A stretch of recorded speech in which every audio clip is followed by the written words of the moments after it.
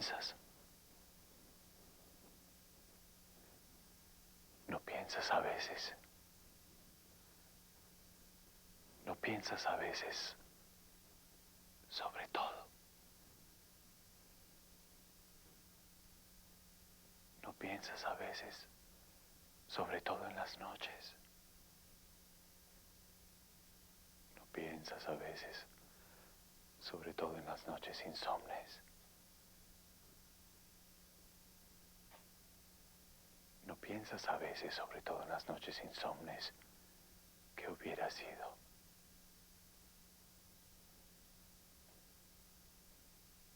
¿No piensas a veces sobre todo en las noches insomnes que hubiera sido más fácil?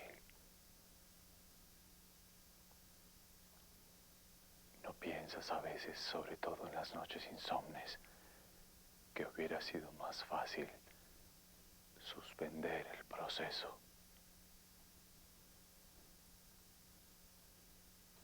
No buscar al culpable ni la verdad de los hechos. De los hechos. Hechos. ¿Verdad?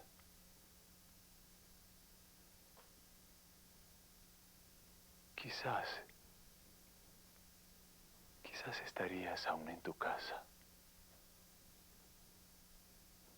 No habrá sido falsa la interpretación del oráculo.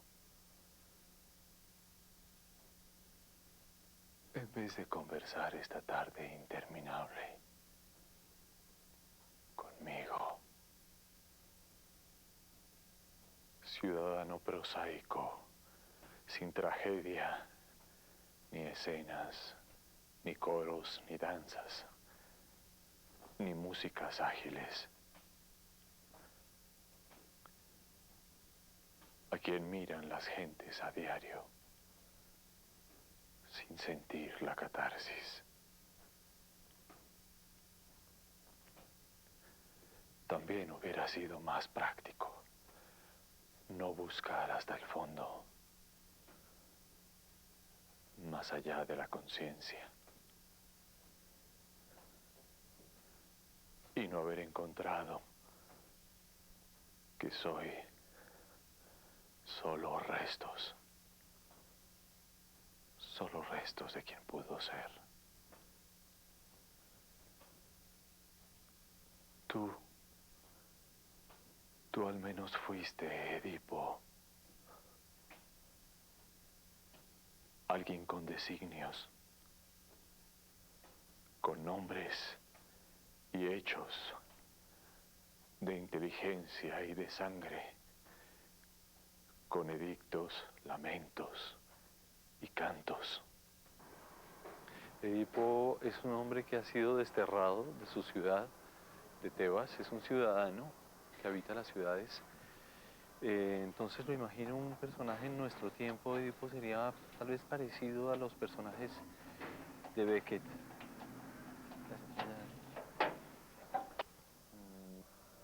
No es un hombre típicamente de la ciudad, con vestido con un pantalón negro, un pantalón gris, una camisa blanca, una chaqueta, sobre todo a veces un sombrero. Recuerda que los personajes de Beckett casi siempre llevan un sombrero.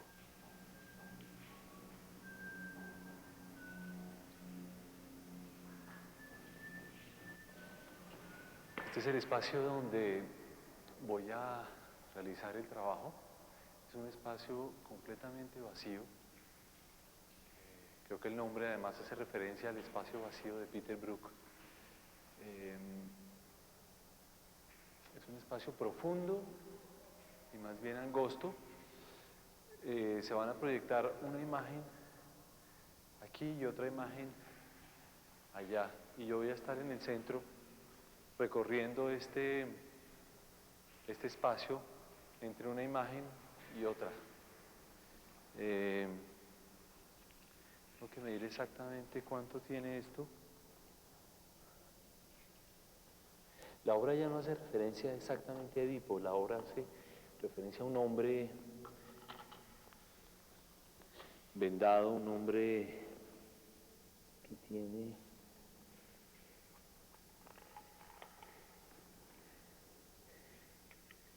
digamos algunas de las características de Edipo, pero no es exactamente el personaje de Edipo.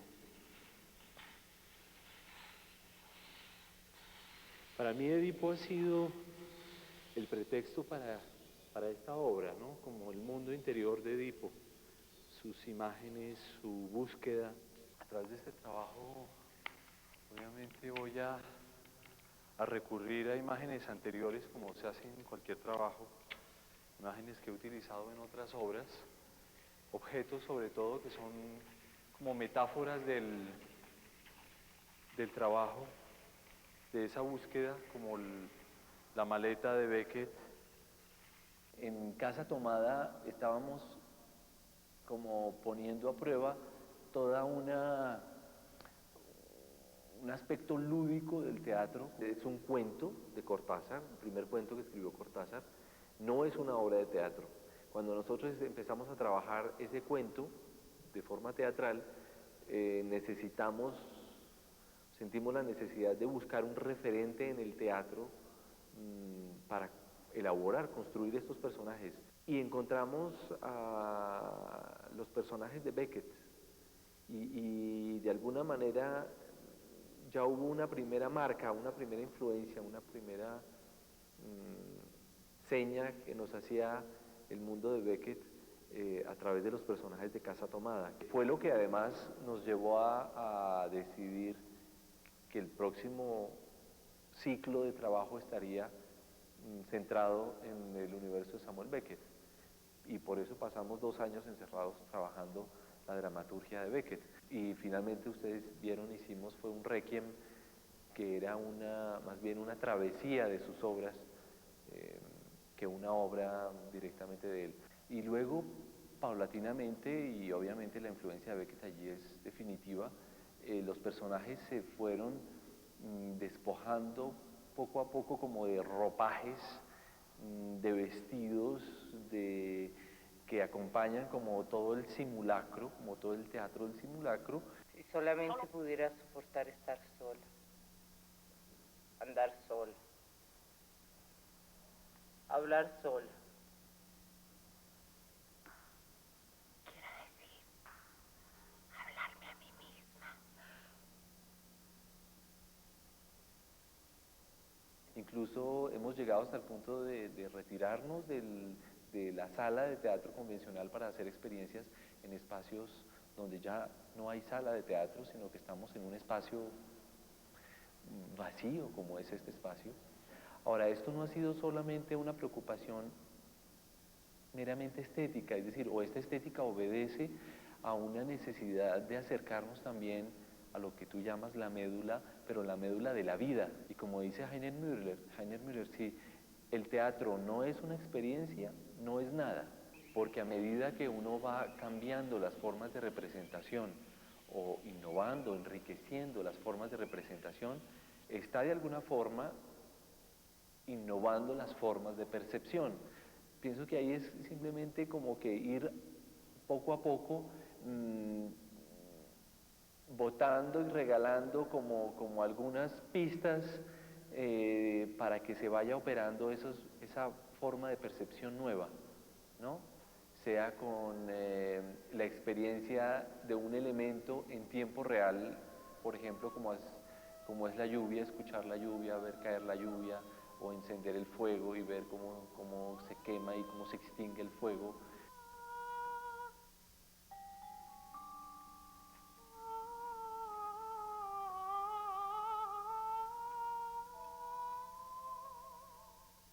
Y pienso que son a través de esos momentos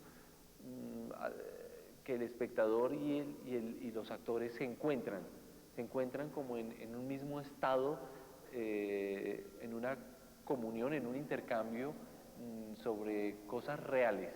Heiner Müller dice que los mitos se repiten y reinventándolos se enriquecen, y entonces hemos tratado de seguir un poco eso y tratando de conectar los mitos antiguos con los ritos o los rituales contemporáneos y hemos encontrado que esas cosas que están plasmadas en los libros y en los relatos, en los mitos, no están muertas, ¿no? Sino que están vivas, pero hay que encontrar por dónde se les da la vida, y esa ha sido la búsqueda, ¿no? Por dónde encontrar la vida.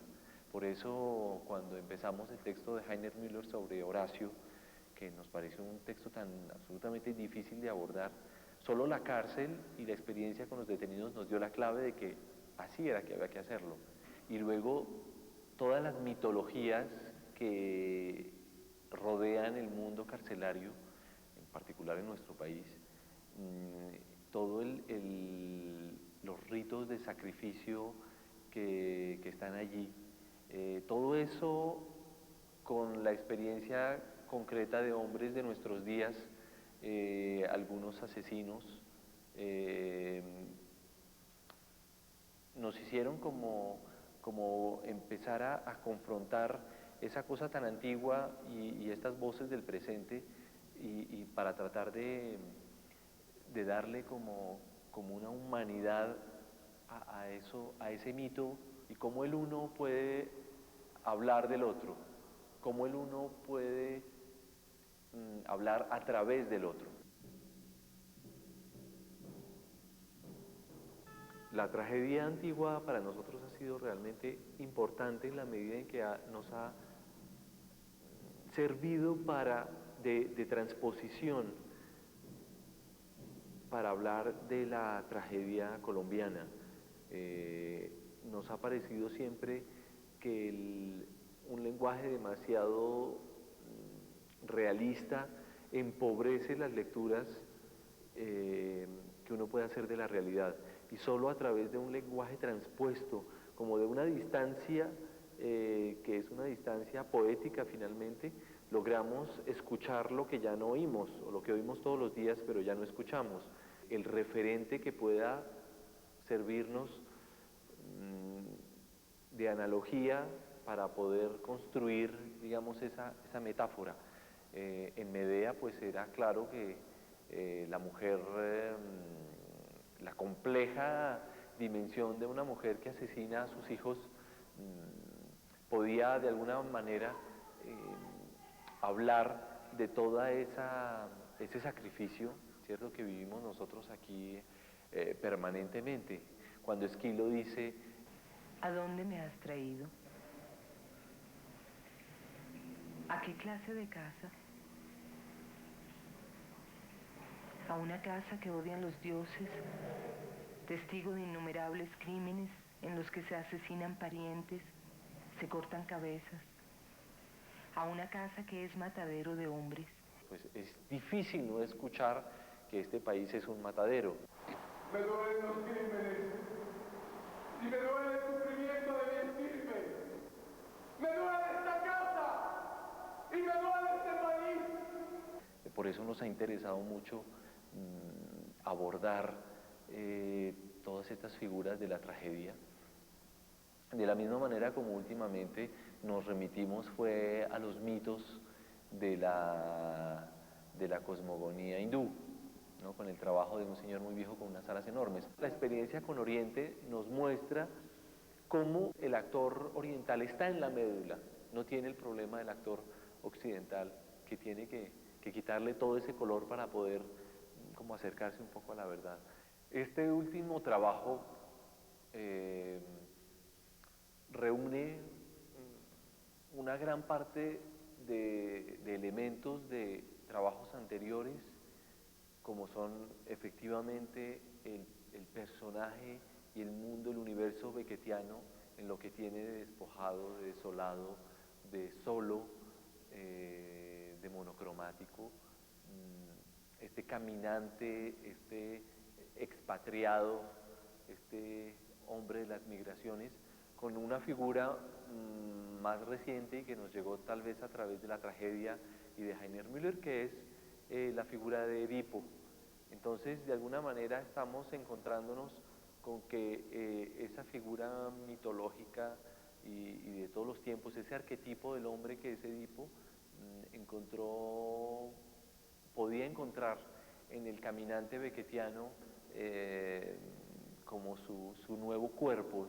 De pie cara a la pared, muriendo de antemano, ni más ni menos, no, menos, menos para morir, siempre menos, la noche llegada como el día, de pie pues de cara a la pared, superficie blanca en la sombra, antaño blanca, salpicada de pinchazos de alfileres, antaño en cada vacío un rostro, ahí su padre, ese vacío verduzco, allí su madre, allí los dos juntos, sonrientes, el día de su boda, allí los tres, esa mancha grisácea, allí solo, él solo, ya no, olvidados, idos, arrancados y hechos trocitos, lanzados bajo la cama a escobazos y abandonados.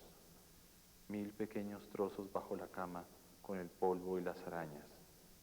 Todos los, iba a decir, seres queridos.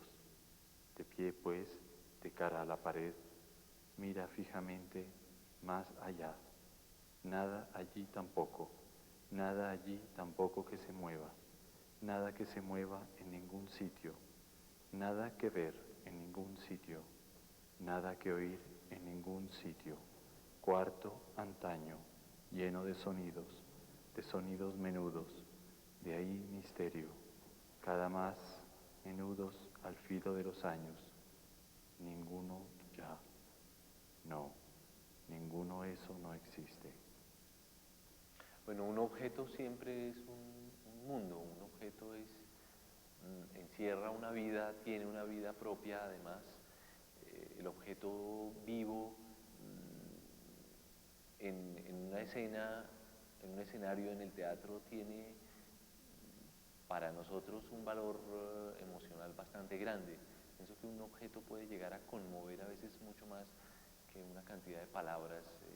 Entonces, pienso que hemos tratado de que esos objetos, cuando están en el espacio, tengan la posibilidad de hablar, de decir, de relacionarse, no solo con los personajes, sino también con el espectador que de pronto cuando atraviesa, el escenario, pues, y se detiene y ve algo, que eso le despierte algo, un recuerdo, una asociación, en fin, que ese mundo también sea un mundo autónomo, que tenga una cierta independencia, a pesar de su estrecha relación con los personajes, si los hay, de la obra, pero que tengan una autonomía y puedan tener una expresión y una relación con el espectador que los ve. Los objetos pueden ser grandes metáforas. Es la primera vez que voy a hacer un trabajo completamente solo. Hacía mucho tiempo no trabajaba solo. Casi siempre estamos trabajando con Heidi alrededor de los proyectos.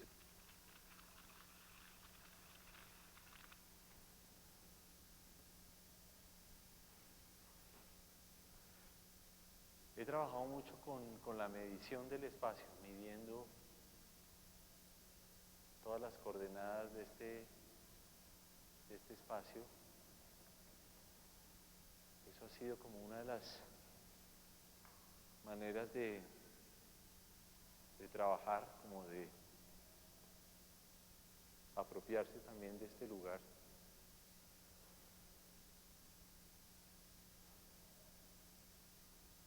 En el cual el cuerpo está en el centro del trabajo.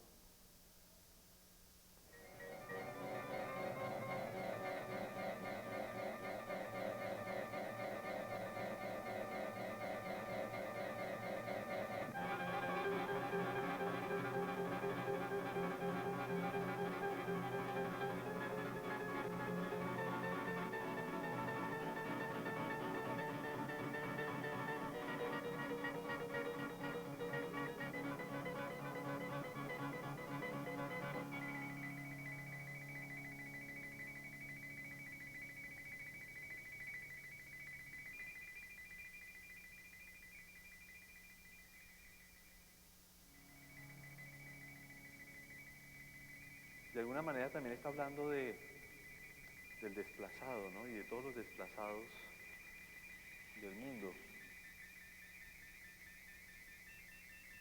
Y tú mismo, ciudadano entre ciudadanos, dijiste como quien no tiene nada que ver con este relato, ni con este hecho, lo siguiente: ordeno que se me revele todo sobre la muerte de ese hombre. Prohíbo que se acoja y se dirija la palabra al asesino, quien quiera que sea. Mando que todos lo expulsen e impreco que si llega a estar en mi casa y yo tenga conocimiento de ello, padezca yo lo que acabo de desear para aquellos que incumplan estas órdenes.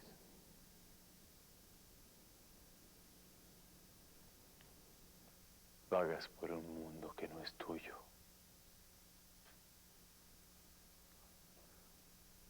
Tú mismo dictaste la sentencia de extrañarte.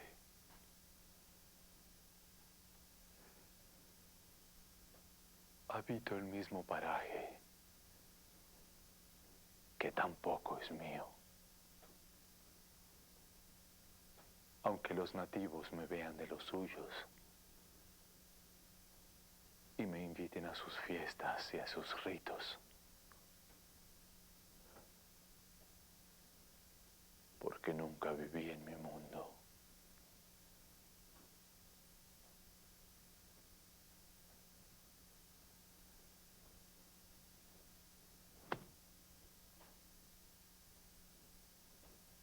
Se aunan. Se aunan aquí nuestros senderos.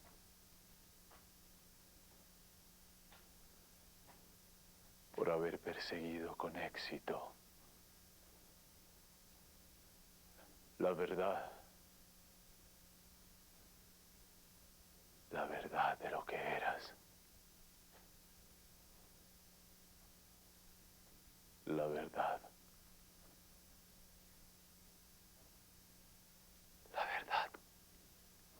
que nunca fui.